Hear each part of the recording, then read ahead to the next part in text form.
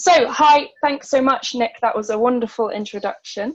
I'm Bethan. I'm the marketing director at Netsells. So we're a product development consultancy in York. We build platforms and technology systems for companies including Hiscox, Uber, and Warburton. So we've got a number of corporate clients, and we also work with startups as well on defining their technology propositions, getting them to market, and building that first minimum viable product, then growing it from there. So today I'm going to focus on kind of four, I guess, key areas. Three of them were kind of put on the event details, but one of them is a bonus that I thought I'd throw in, which is kind of the trends we're really seeing on the ground at Netsells at the moment with the clients we're working with the types of stuff we're seeing in the industry, because I just thought that might be interesting for people to get that up-to-date information. So I'm going to be talking about networking online, because I know personally from experience, I used to do a lot of face-to-face networking before all of this. I really enjoyed it.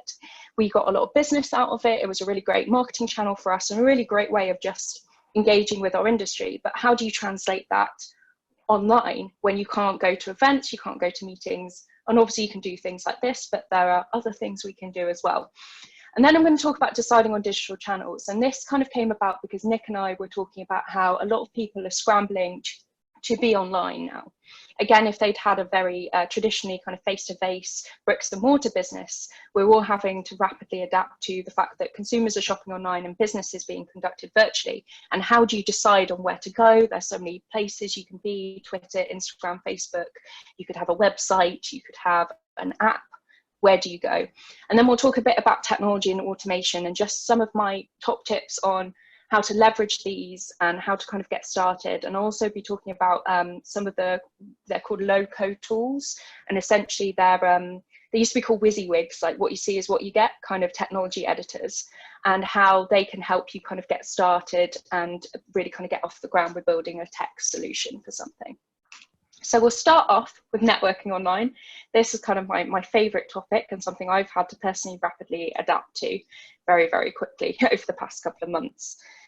So I think the first thing to say, and excuse the kind of like hacky term, I guess, but we are all influencers. Everyone with a digital presence and online presence is now an influencer in their industry, in their company, and in their kind of wider networks. And I think we've all got to adopt a mindset of the fact we are all influencers, and if we have employees, they can also be influencers as well on digital platforms. And I think over the next 5 years, you will see a massive shift to employees as superstar influencers. So single employees driving lots of traffic, lots of business to companies purely because they have a very strong online presence and they're very active in certain communities and very visible, basically. But how do you actually do that in practice? It's all good and well to talk about, oh, we're all influencers. Does that mean we should all have an Instagram and be posting outfit pictures? No, unless you are in the kind of fashion industry, and that's highly relevant. There are kind of other ways of doing it. And what I'm going to talk about are my kind of strategies for being a business influencer and how just generally they work. And you could use these on any different platform, and we'll come on to platforms in a little bit. So the first thing is on your kind of online profiles, whether it's LinkedIn, Twitter, Instagram, whatever you're working on, and this applies to your website as well, you must really, really quickly be able to demonstrate your credibility and your value. People aren't going to follow you, engage with you, and frankly buy from you unless they can see that you know what you're talking about, that you can add value to what they're doing, and that you are trustworthy as well. I think that's kind of a more of an intangible thing, but I think it's really important to show that you're someone who has a really unique point of view and that point of view can be trusted as well. So one of the biggest mistakes I see personally with people posting, especially on places like LinkedIn, where they post what we call clickbait content, you know, those like Oleg on LinkedIn that everyone goes on about and gets really stressed out about. Your goal really shouldn't be to build an audience. The number of followers you have, the number of likes you have, it's what we tell kind of our children, that doesn't matter. You know, that's just vanity metrics. Likes don't mean anything if people aren't engaging with you and they aren't frankly interacting with you.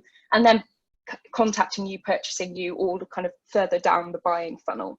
So if you're in the mindset of the amount of followers you have dictates how much business you're going to get, how much engagement, how much everything you're going to get, that's not the right mindset. It's more about building an audience, because followers are very transient. They will unfollow you very quickly. They may not engage with your content. They may not even like it, but an audience will engage with you and will speak to you and will build a community around you. And that's what you're trying to do. And they will come back again for your advice.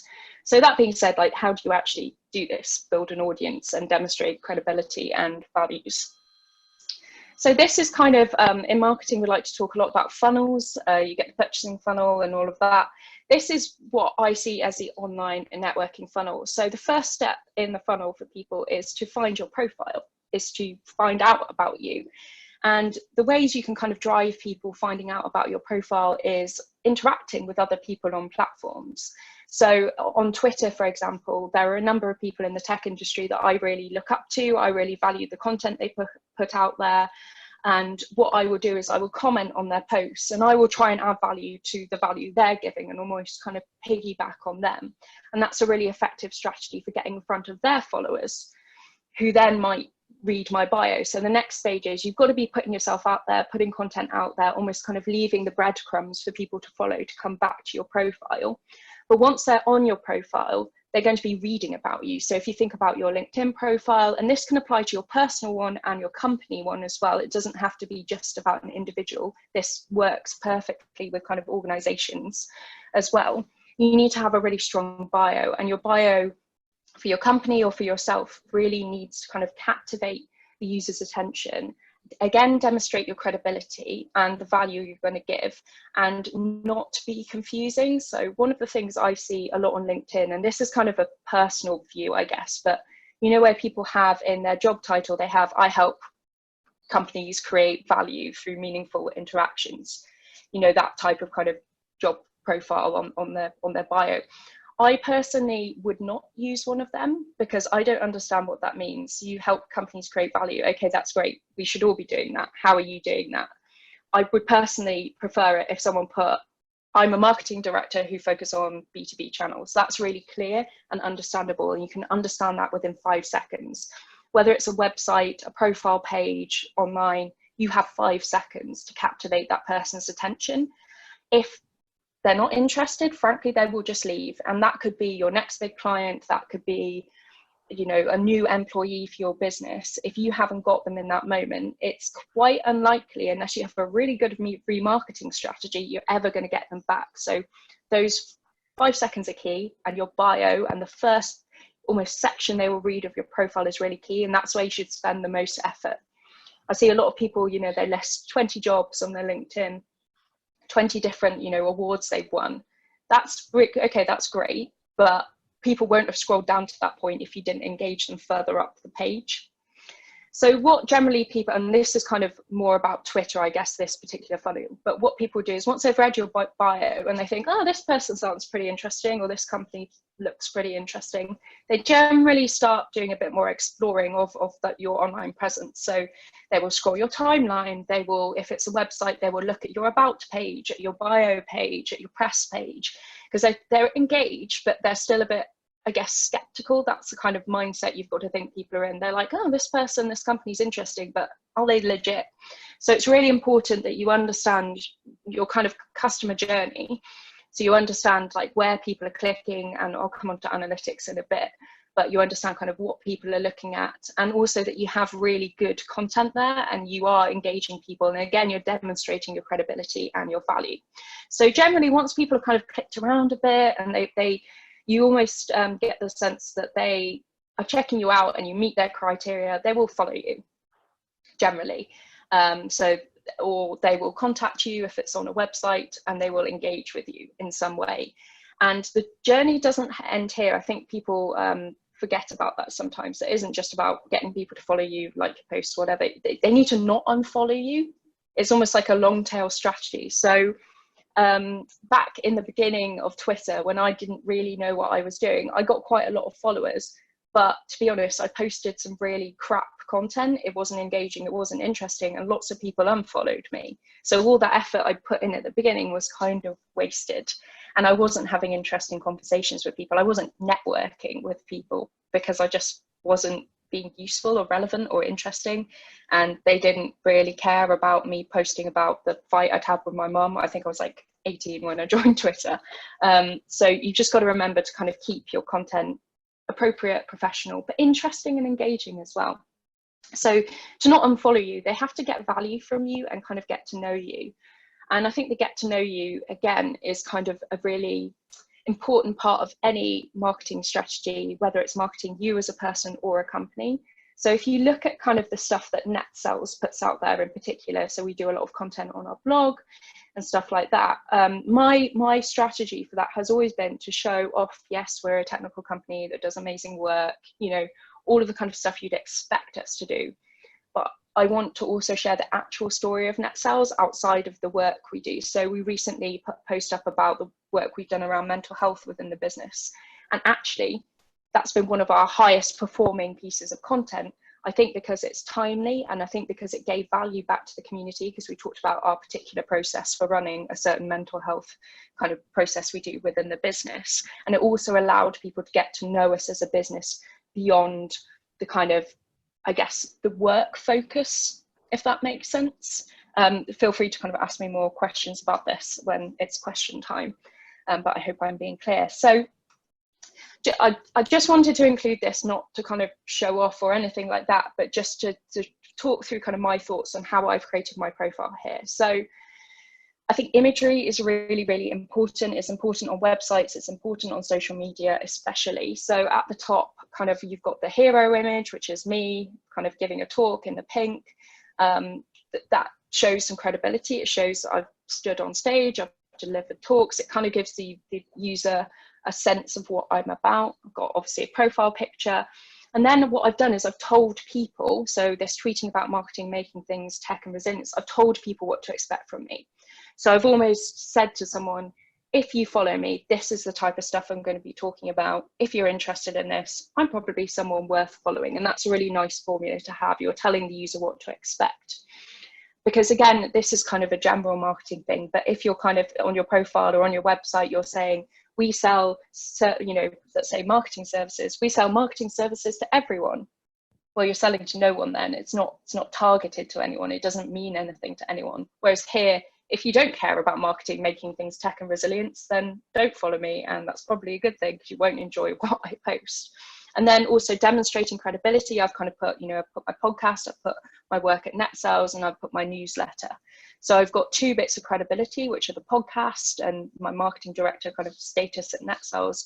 And then I've got my call to action, which is what I want people to do, which is to click on my newsletter and read a bit more about me there. So that's just a really simple way you can kind of structure a profile to increase engagement from the right types of people.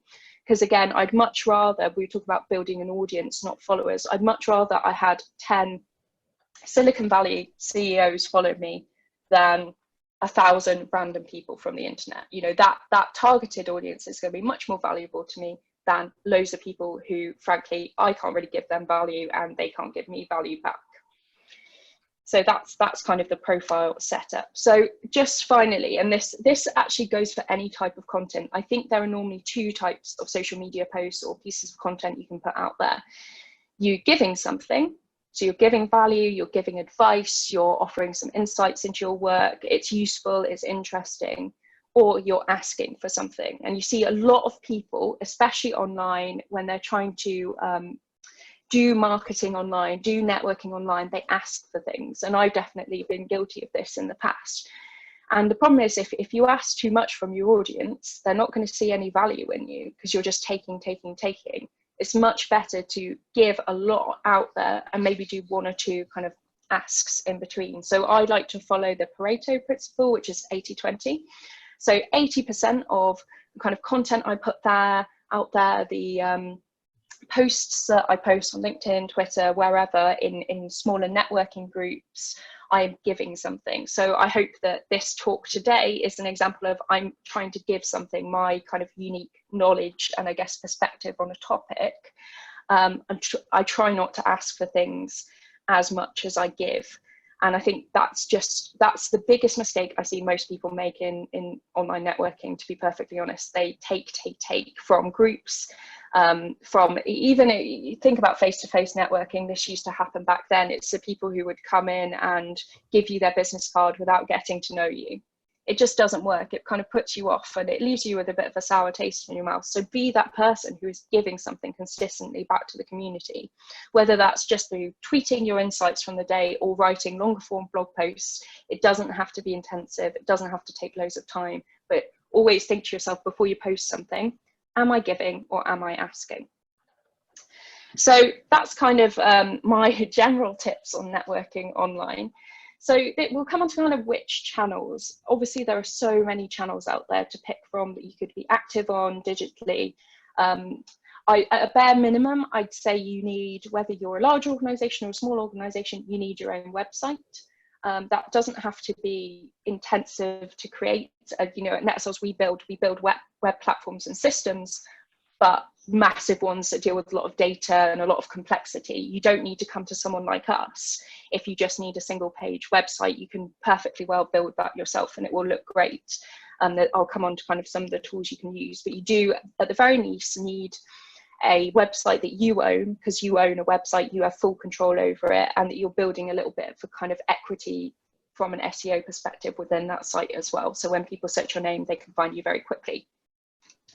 In terms of other channels to be on, I think it's interesting to think about who is your audience, and that's something as a general marketing point you should be thinking about. Who is my audience? Who am I trying to sell to? Who am I trying to attract?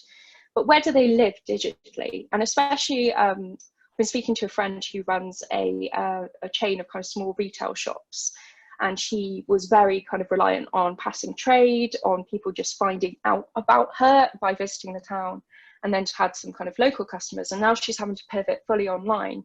She's trying to answer this question of where do my people live digitally? And after actually asking people, and the easiest thing to do here is to ask your past customers or your current customers, like, what platforms are you using? Where do you find content online? Where do you live digitally? After she'd asked them, she realized they mostly lived on Instagram, which was an interesting piece of insight she could leverage for her business. So you can ask customers. You can also, there are a number of kind of YouGov tools you can use to look into audience demographics and things like that. But this should be your starting point. Where do my customers live online? And I think, again, unless you have a really big marketing team behind you in your business, focus on one channel to begin with and try and do that. It's better to do something really, really well than to spread yourself too thin and find yourself, you know, constantly, you won't get much traction, basically, especially if you're kind of trying to focus on Twitter or Instagram or something like that, because you just won't be able to consistently post high quality content. So try and focus on one channel and just be hyper focused on that. And that's why that channel selection and understanding where your audience lives is really important, because that will allow you to focus on one channel. So to give you two examples, personally for me, as Nick said, I do a lot of speaking and I really enjoy that, and I have a podcast. Twitter is actually my biggest channel for me because that's where my audience lives. So I have a very tech kind of focused audience, and tech Twitter is like a massive thing. So I focus on Twitter. For Netsells, we are very B2B. You know, we work with some very large organizations and they mostly live on Twitter. You know, their kind of executives live on not Twitter, sorry, on LinkedIn. So that's a natural place for us to kind of live and focus on and really kind of build our audience and our network there. So just have a little think about how that plays out in your particular context. This is why marketing is always kind of, it's quite a hard job in a way, because people will come to you for advice and it's always, it depends. And it depends on you, your business, your audience, what you feel comfortable doing, all of that kind of stuff. So I think I talked a little bit about data. So I think always, whatever channel you're focusing on, whether that's your own website, whether, you know, even you've decided that a mobile app is the way for your business to go. And actually, I'll come on to that in a little bit, but we've been seeing a lot of people heavily investing in mobile apps at the moment. You need to understand your data, understand whether it's actually working for you and whether people are using it. This is actually really, in a way, quite easy to do. Most platforms have free analytics built in. So you've got Facebook has analytics and reporting in it. Twitter does as well. It's all quite intuitive, the way it lays it out. You don't need to do any kind of like SQL queries or anything like that. And then Google Analytics for the web is really the web standard for understanding your data. And just even if you've never wanted or had to do this before, just make sure every month you're logging in and just seeing what's happening and seeing what patterns are emerging. And you'll generally get a good idea of what content is doing well, what's doing less well, what you could do more of and less of. And that will kind of, when we go back to that social media funnel I showed you earlier, that will direct you a bit on that, on the type of content you should be posting. And then finally, I think on the kind of channel point of view, as I said, focus on one channel if you don't have a really big marketing team behind you, but also in terms of what you put out there in terms of website content or social media posts. It really is about quality over quantity. Don't fit, you know, there's lots of stats that say you should post 4 times a day on Facebook, 2 times a week on LinkedIn. There's no point doing it at that volume if the content you're putting out there is crap, frankly, and no one is engaging with it and it's not doing anything for your business. Just stop. You know, if you're not seeing any results from it, why are you bothering? And I've got some friends who like plug, you know, they're trying to grow like Instagram channels and stuff like that, and they plug and plug away and they don't get anywhere. And I'm just thinking, like, pivot. You need to change something. If it's not working, change. So yeah, quality over quantity. So technology and automation. So I think this is something to be aware of. It's not always possible for every business due to kind of resources, but at the moment, especially, you need to own every digital touch point.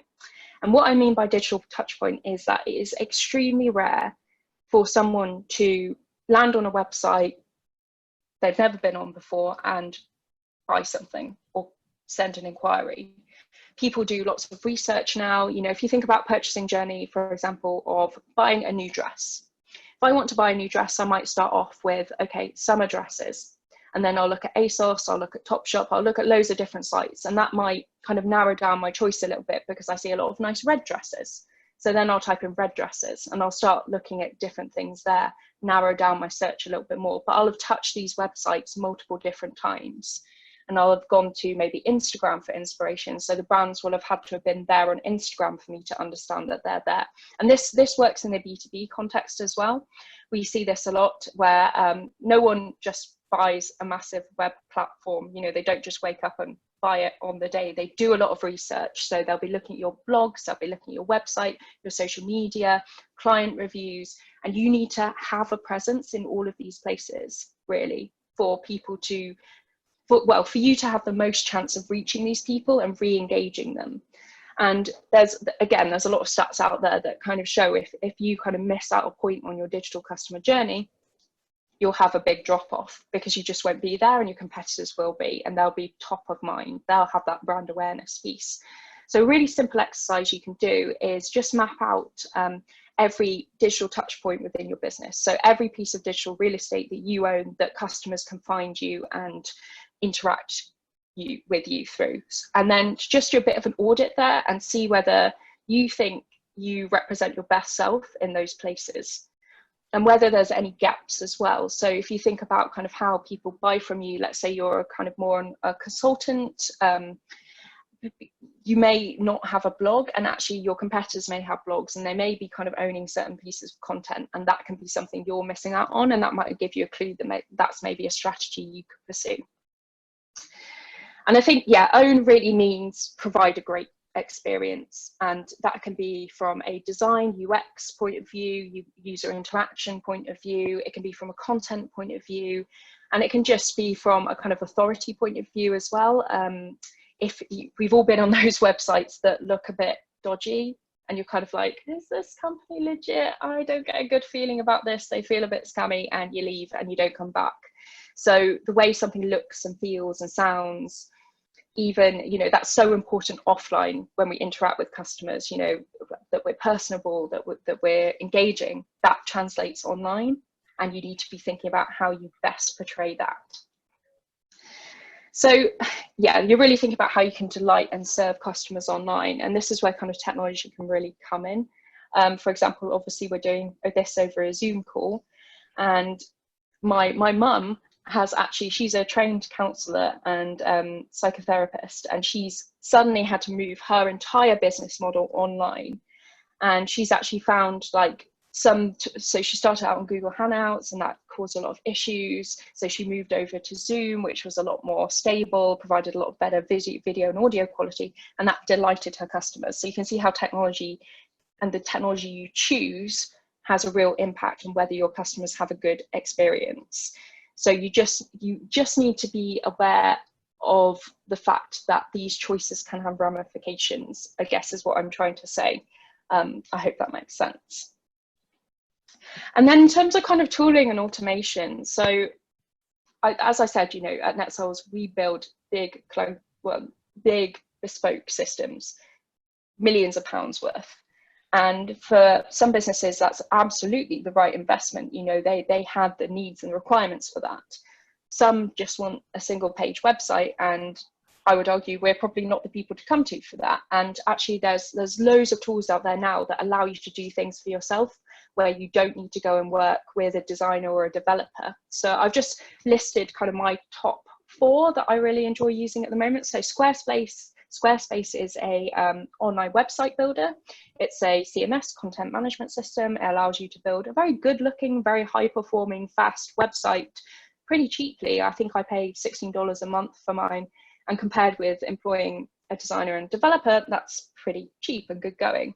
And that just allows me to have my personal site and everything I need. I don't need anything fancy. And I could literally build a website on Squarespace within 2 days.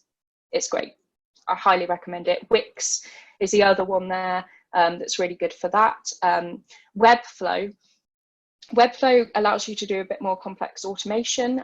So it allows you to build things that look more like web applications, and an application is something with, it has functionality, you know, it's more like a SaaS tool. So it's more like using something like, don't know if anyone uses Trello, that would be more a web application as rather than a website, because it's allowing you to perform tasks on it. And Webflow, you can build simple things within Webflow that allow you to have that automation. I think it's a really interesting platform, and it's quite well documented as well. So there's a lot of tutorials and help you can have. And Zapier is really cool. So Zapier is something that allows you to basically connect systems together, and allows you to do neat pieces of automation. So for example, I use Zapier to send out automated emails with my new blog posts on my personal site. So I post a blog post on my site and it will automatically connect it to my email list and then send out that blog post to the email list in a formatted email. It's really neat. It saves me so much time. And there's all these little kind of hacks you can do, which are really, really awesome. So check out those tools. And I guess with automation, you'd be surprised how many businesses we work with at Netsells who are very big, very, very kind of well-known advanced businesses who are still doing a lot of stuff by hand. And that always kind of shocks me when I find out about it. And really, the place to start with automation is to think about within your business, what are the repetitive tasks that take up a lot of time? And they're generally done on spreadsheets or paper. So for me, it's things like reporting, scheduling content, and managing a CRM. That's all stuff you can automate using things like Zapier. And if anyone wanted kind of more in-depth on tooling, I'd be happy to kind of have a chat with you outside of this. But you know, there's things like Hootsuite, Buffer, there's all these kind of little software as a service platforms you can kind of use to make things quicker. And yes, they're a bit of an investment, but what you need to do is weigh that up against the time you're saving. And if you know the value of your time, that should be kind of an easy calculation to do. And then kind of if you're a larger business, there's loads of really interesting and cool stuff you can do to basically remove paper and make life a lot easier. But if you're kind of on your own, a little bit smaller, this is kind of where to start, I would imagine. So this is kind of the bonus bit, and someone please do shout if I'm going over time, because I, as you can tell, like to chat. I thought I would just share some of the trends we're seeing at Netsells, and this is kind of based on literally the last couple of weeks worth of data we've been looking at and the kind of conversations we're having with multiple different businesses. I just thought that would be interesting. So what we're seeing on the ground is that a lot of companies are expecting to increase investment in mobile first solutions, whether that's mobile applications, so native applications that live on your phone essentially, or responsive mobile websites, websites that work really well on mobile. And this is because, if you think about it, mobile is something everyone has in their pocket at all times.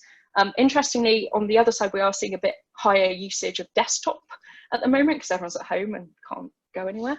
But mobiles, especially in terms of the workplace, if you think about it in kind of manufacturing, construction, key sectors that we need to kind of reopen the economy, but we need to do that safely. That's something your staff members are all going to have in their pocket. And you can use, hardware functionalities, you can use Bluetooth and things like that to do really neat stuff like you could use Bluetooth to have sensors that say whenever anyone is within 2 meters of each other, it sounds an alarm. And that's a really simple thing you can do. You can also do kind of workplace monitoring. There's loads of really cool stuff we're seeing come through on that. So that's a space I'd definitely be looking at over the next couple of months. And I think really what we're seeing is content and experiences are moving online only, online first and online only. So this is happening in e-commerce, retail, it's happening in the hospitality sector, tourism sector. We're seeing a lot of AR and VR actually being adopted in terms of giving experiences to people at home, which I think is really cool. But I think the consensus is that there may not be a path back from this, that consumers will expect digital first, online only experiences for the foreseeable and for the future. And I think if you don't have your eye on this area, you're going to very quickly be left behind. And I'll give you an example. So Primark, it's not a brand or a business I personally love, but it did millions, I think it's hundreds of millions in terms of revenue last year. And it has never invested in a digital platform. It has always said the margins won't support it. And it says, they said the business is unsustainable. We don't want to invest in digital because the cost of delivery, returns, all of that kind of stuff will kill us. They have done zero in revenue since lockdown, essentially nothing. So their kind of argument of it's going to cost us too much. Well, you're doing nothing now because you didn't invest at the beginning. And this is kind of the trap I think a number of businesses have found themselves in. I think it's Marks and Spencer's are having a really tough time as well because they didn't adopt kind of digital online grocery solutions. I didn't know they were going to kind of partner with Ocado, but they didn't own that channel. They didn't get to market quickly enough. So that's just something to keep in your mind. I don't say that to kind of scare people or anything like that. It's just the arguments of the past will not fit the new reality we live in. Everything has changed. And I think really, finally, the brands that survive this and the organisations that survive this and have the best chance of surviving it, whatever sector they're in, will be firstly values-led. I think what we're seeing is a lot of people are reassessing their purchasing decisions, their purchasing behaviour, the types of businesses they want to work with. They're looking at how businesses have responded to this as well and how they've treated their employees. And I think consumers' tolerance for businesses acting badly is going to be very low, especially as purse strings get reined back because of economic worries. We're not going to have as much money in our pockets, so we're going to be very choosy about where we spend it. And this will be the same in B2B, I think. So you've got to understand what value you give to the world and how you portray that value, and basically not act in ways that are going to really put people off you.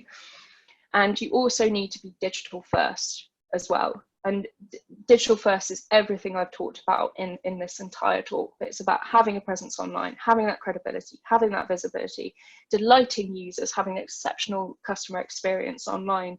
And yes, that sometimes comes at an investment and that's a cost. And of course, working for Netsells, I would say, yes, you should be investing in digital, but I genuinely believe this personally as well. Yes, it's going to have costs, but you don't want to be Primark and you don't want to be left out.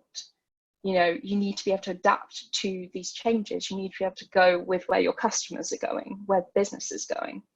So that's kind of everything I had. I hope you enjoyed it. I thought I would just drop in on the Netsells blog. We're actually doing a bit kind of an in-depth look into key sectors and how technology can help them. So there's a bit more detail on that. If you're interested, it's just netsells.co.uk, and I would welcome any questions.